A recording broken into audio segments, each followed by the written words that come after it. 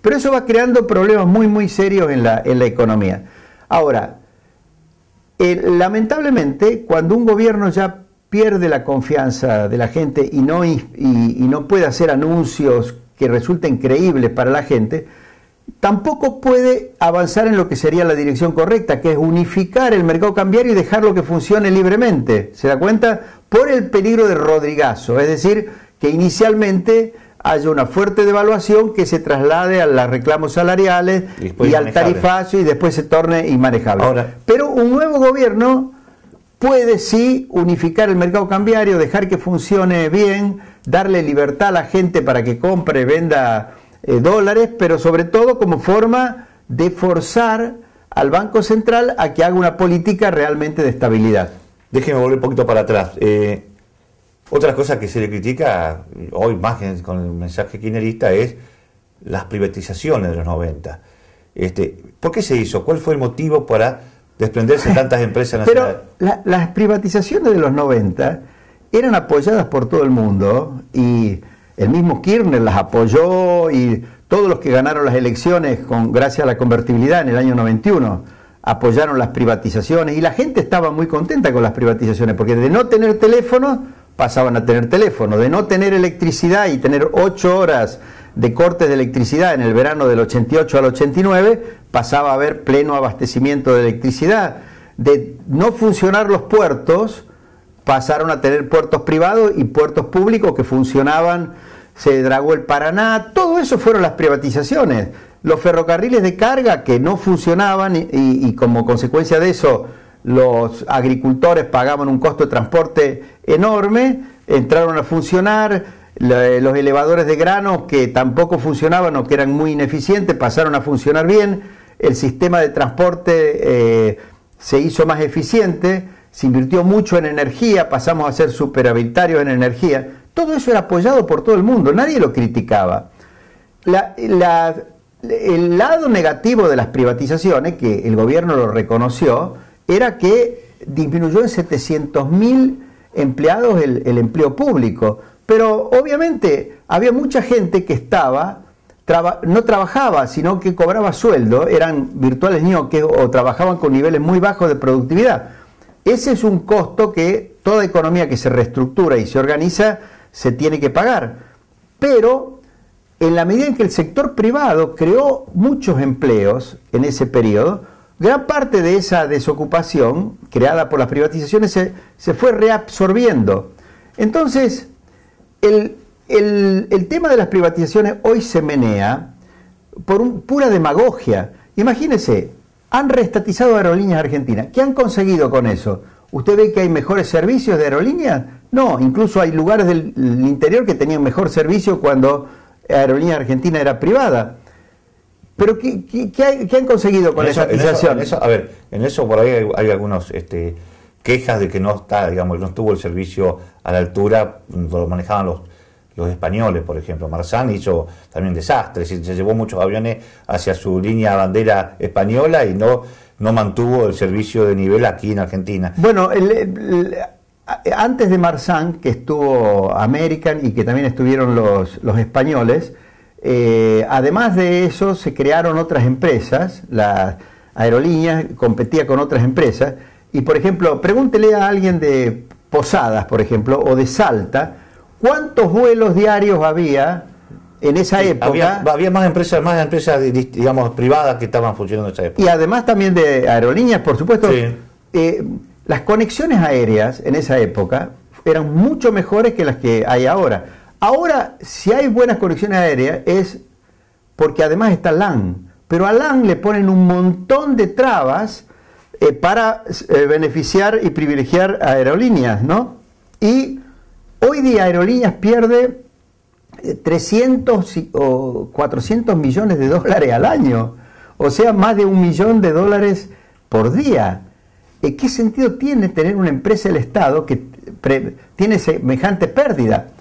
A las otras empresas, por ejemplo, Aguas Argentina, también la han estatizado y también pierden muchísimo dinero.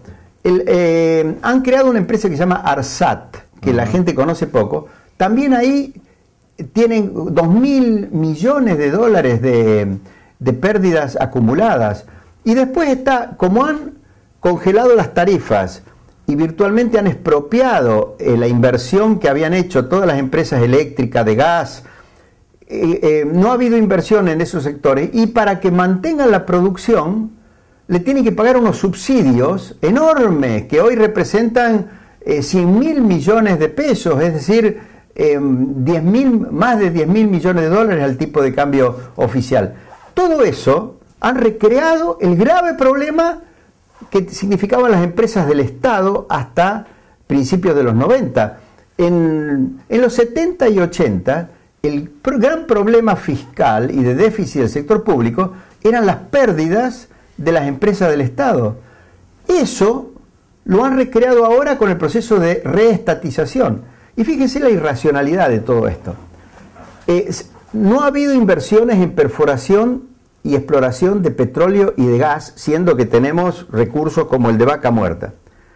En vez de utilizar el capital argentino o la capacidad de endeudamiento de Argentina para promover más exploración y más inversión, se utilizó para repatriar los capitales españoles que estaban acá. Porque cuando usted, por ejemplo, le compra a Repsol las acciones de YPF, no está perforando pozos de petróleo. Lo que está haciendo es diciéndole: llévense el capital que ustedes habían invertido y nosotros invertimos en tener acciones de YPF.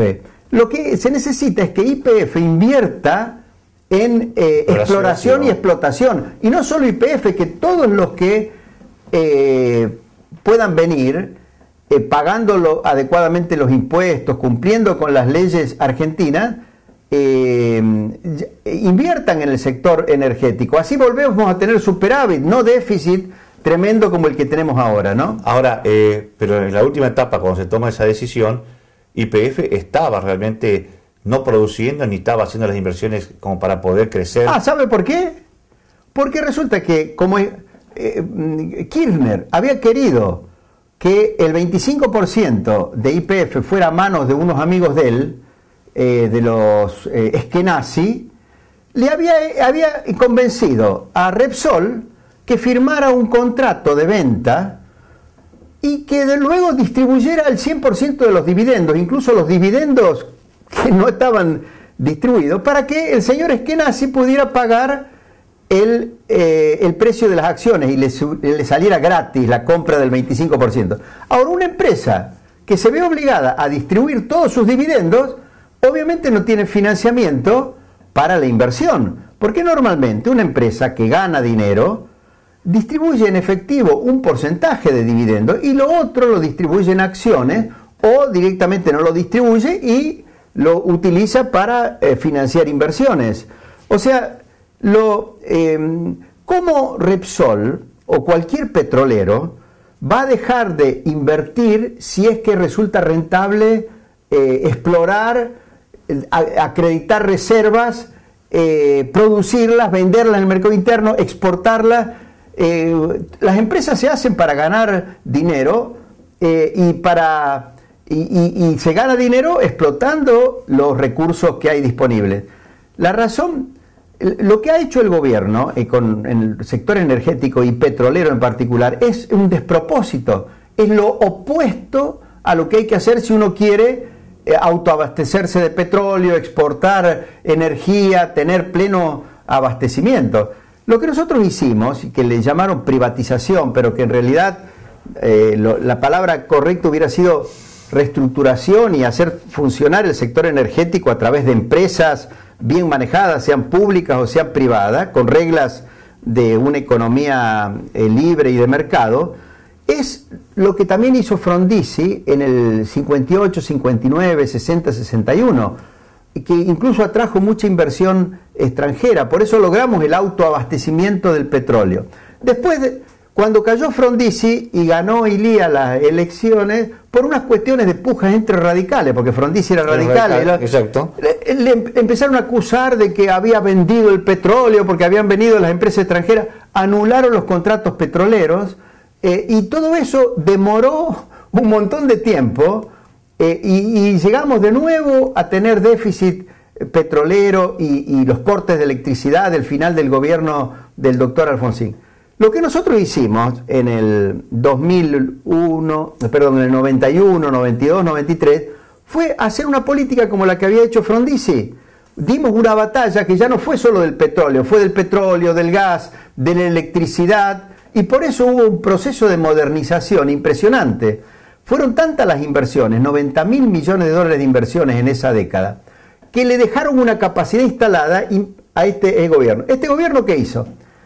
En vez de seguir alentando que hubiera inversiones, que se mantuvieran bien, que se siguiera aumentando la producción, no, dijo, vamos a vivir desahorrando, es decir, aprovechando lo que se había invertido antes, aunque no se invierta nada, y lo vamos a obligar a los que... Y aparte subsidiando tarifas que hoy es el problema que tiene el gobierno. Congelaron las tarifas, con lo cual les expropiaron virtualmente el capital a los que habían invertido, porque obviamente si te congelan las tarifas y hay una fuerte devaluación, los que habían invertido perdieron todo el valor de su capital, por eso no invirtieron nada más, y después el congelamiento de tarifa ni siquiera cubría los costos de producción, no hablar de los costos del capital invertido, los costos de producción. Para que pudieran seguir produciendo, vienen todos los subsidios, que hoy son el gran problema fiscal que tiene la Argentina. Eso es muy mala política.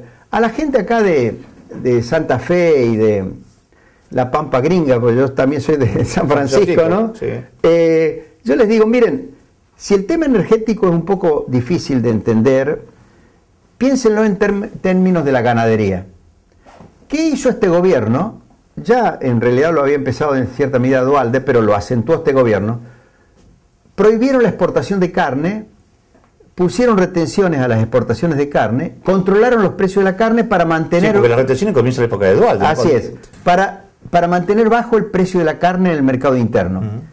¿Qué pasó con los productores ganaderos? Si usted mantiene artificialmente bajo el precio de la carne, le prohíbe exportar o le pone retenciones, le pone controles de precios, dicen, bueno, en lugar de carnes voy a producir otra cosa que no esté tan controlada.